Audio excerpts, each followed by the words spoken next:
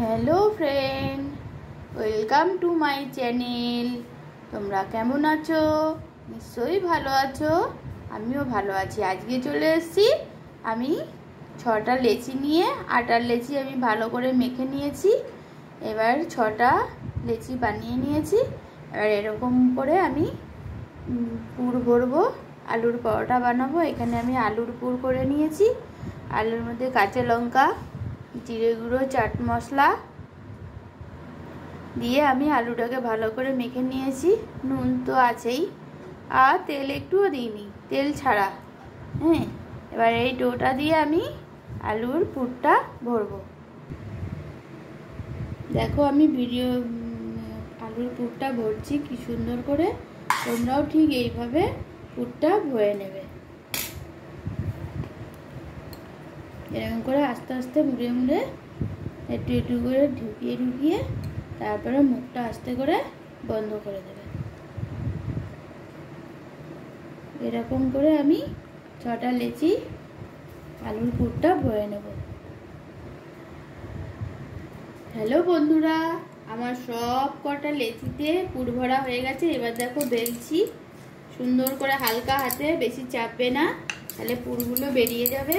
সুন্দর আস্তে আস্তে আস্তে আস্তে এরকম গোল গোল করে পরোটাটা বেলতে হবে। দেখো কি সুন্দর গোল গোল হচ্ছে। বেশি চাপবে না, চাপলে পুরগুলো বেরিয়ে যাবে।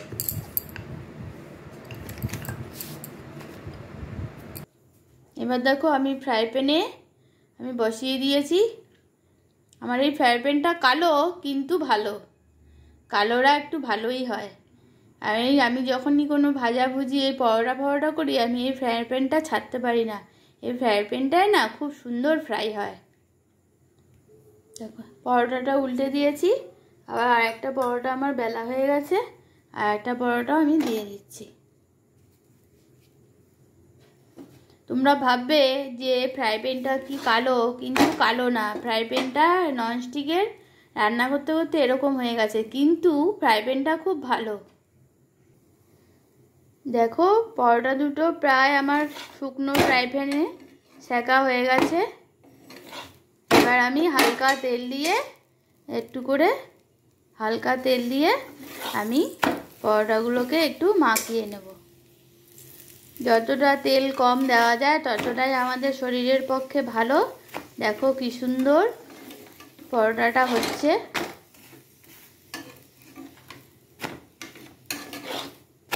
পরোটাটা হয়ে গেলে আমি তোমাদেরকে যে টমেটো সস বা টক দই দিয়ে পরিবেশন করে দেখাবো। তোমরা ইচ্ছা করলে এই আলুর পুরটার মধ্যে অনেক কিছু দিতে পারো। আজকে তো আমার কাছে কিছু নেই, তার জন্য আমার কাছে যা ছিল সেইটুকু দিয়ে আজকে আমি তোমাদের দেখাচ্ছি।